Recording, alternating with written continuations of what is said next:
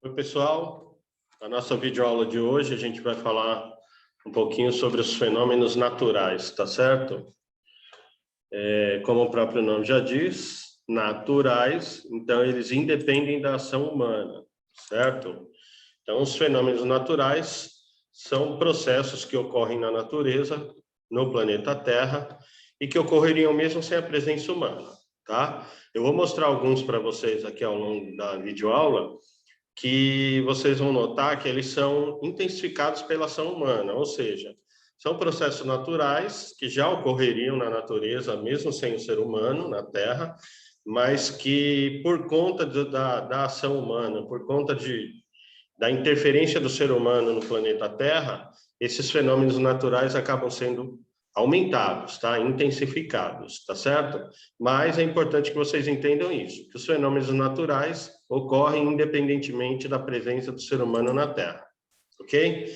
E aí eu separei alguns exemplos para passar para vocês aqui, é o que a gente vai ver agora. De olho no cursor do mouse aqui.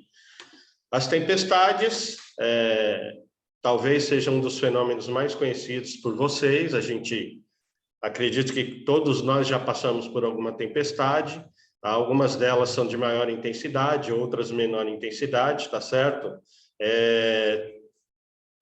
A maioria de vocês está acostumado a associar a tempestade às chuvas fortes, né?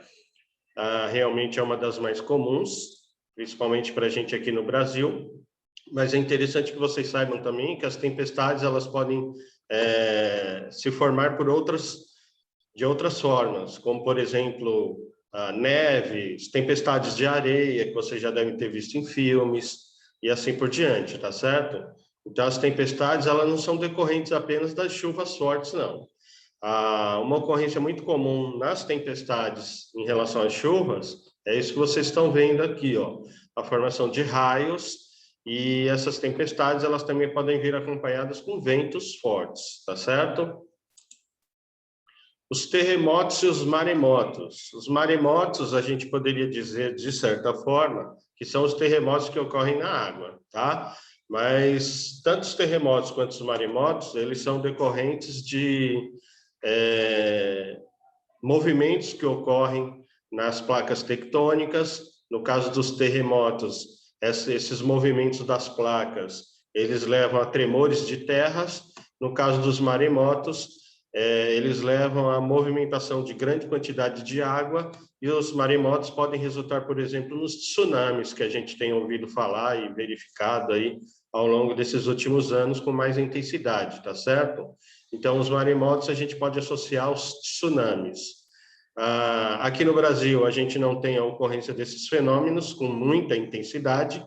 Temos, sim, por exemplo, terremotos aqui, principalmente aí aqui na região Nordeste, ali pelo estado de Pernambuco, por exemplo, tá? A gente tem uma incidência mais comum de terremotos, mas com tremores de terra limitados, eles são pequenos.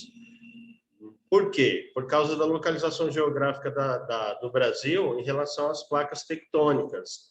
A gente não está presente, o Brasil não fica acima de fissuras nas placas. Nós estamos em região mais central da placa, e isso faz com que tenhamos poucos terremotos, e quando tem, a intensidade deles é baixa. Agora, países que se localizam em fissuras de placas, esses terremotos já são mais frequentes e mais destrutivos. Todos vocês devem lembrar aí, devem ter conhecimento de que no Japão é muito comum, muito frequente esses terremotos. Se vocês fizerem uma pesquisa, ali por 1985, 86, não me recordo o ano exatamente, ocorreu no México um terremoto bastante intenso, enquanto o país se preparava para sediar uma Copa do Mundo, tá? Pesquisem que vale a pena, tá certo? Os furacões, os ciclones, os tufões, eles estão bastante relacionados à força do vento, à intensidade dos ventos, tá? Eles recebem classificações diferentes por essa intensidade, essa força que eles têm, e também pela localização geográfica, onde eles ocorrem, tá certo? Então, dependendo de onde eles ocorrem, eles vão ser classificados como furacões, ciclones ou tufões. eles são mais comuns no hemisfério norte do nosso planeta. Mais comuns, não quer dizer que só ocorram lá, tá certo? E diretamente relacionados, então, à formação de movimentação de frentes de ar, tá? Então, o ar vai se movimentando e, dependendo de choques, por exemplo, de temperatura entre locais diferentes e a velocidade que esse deslocamento de ar toma, ele vai ocasionar a formação desses fenômenos naturais que a gente está vendo aqui e podem ser bastante destrutivos, tá? Para falar a verdade, todos eles que nós falamos até agora, ó, as tempestades podem ser bastante destrutivas, os terremotos e maremotos, lembrem-se dos tsunamis, os furacões, ciclones ou tufões, a mesma coisa, tá certo? A seca. A seca ela é um fenômeno natural em algumas regiões do planeta, inclusive algumas regiões do Brasil, né, que a gente chama, por exemplo, de sertão nordestino. A gente tem aqui no Brasil, então, uma região muito seca, os desertos. Então, vejam o que eu comentei lá na introdução, é um fenômeno natural. Mas, infelizmente, as secas em diversas regiões do Brasil têm sido intensificadas pela ação humana. Então, a gente tem interferido negativamente no planeta de tal forma que locais em que não eram comuns ocorrerem as secas já ocorrem, e locais em que a seca já era um fenômeno natural, hoje está ocorrendo com intensidade maior do que ocorria antes, tá? Então, a gente precisa se preocupar demais com isso. Certo? Os vulcões, em outra aula a gente já estudou sobre os vulcões, mas também são fenômenos naturais, independente da ação humana. Aqui um esqueminha bem legal que mostra para vocês a lava subindo um vulcão ativo, né? Então, ele está aqui em erupção. Professor, tem vulcão no Brasil? Tem sim, tá? Mas eles não estão em atividades. Então, não ocorrem atividades vulcânicas aqui no Brasil.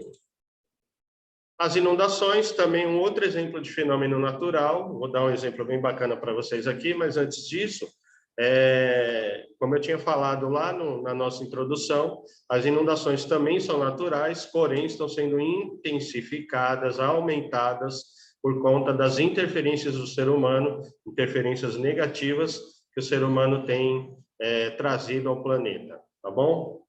Por conta das suas ações. Então, a gente tem aí um aumento das inundações, mas, independente disso, as inundações já eram fenômenos que ocorriam antes mesmo da presença humana, então, são fenômenos naturais. Mas é interessante aqui a gente colocar para vocês o seguinte, dois exemplos que eu quero dar. Um dos nossos ancestrais e um aqui do Brasil. Começando pelos nossos ancestrais, então, chegou um momento da humanidade em que eles começaram a se instalar em determinadas regiões e esses grupos escolhiam próximos aos rios, tá? E aí que vem uma grande questão aí que pode ser um problema. Muitos rios, em épocas de chuvas, eles transbordam. Esse transbordamento é natural, é um processo natural, um fenômeno natural. Mas aí os seres humanos se instalavam ali e acabavam sofrendo os efeitos dessas inundações nas suas instalações, tá? Inclusive, questão de plantação, de cultivos para alimentação. E um exemplo aqui no Brasil que envolve um pouquinho de seca, não é uma seca tão intensa, mas que envolve o que a gente chama de período de seca e período de chuvas, de inundações, num ecossistema nosso aqui brasileiro chamado Pantanal. A gente tem no Pantanal uma época do ano que é muito chuvosa, e aí a concentração de água aumenta muito nos rios e eles transbordam. E a gente tem uma época do ano no Pantanal que chove menos, e aí as águas elas ficam contidas ao curso de rio mesmo, tá? O Pantanal é um ecossistema que ele já é preparado para isso, já é característico dele épocas de chuvas com cheias e transbordamentos de rios e épocas com menos chuvas, em que as águas presentes no Pantanal ficam retidas, contidas aos seus cursos de rios, tá?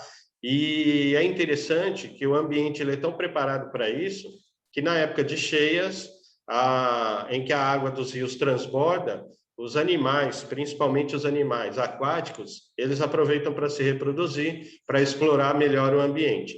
Em época de seca, em época de menos chuva, os animais que vivem no ambiente terrestre é que procuram esse momento para reprodução e para explorar melhor o ambiente. Então, vejam que cada tipo de ambiente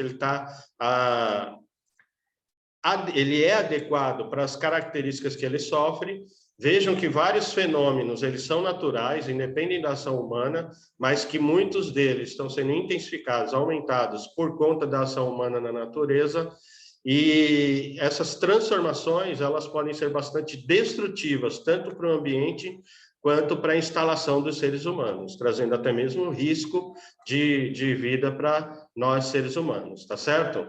Então é isso, pessoal. Essa é a nossa videoaula de hoje, falando sobre fenômenos naturais, aqueles que são independentes da ação humana. E já sabe, qualquer dúvida é só me perguntar. Até a próxima.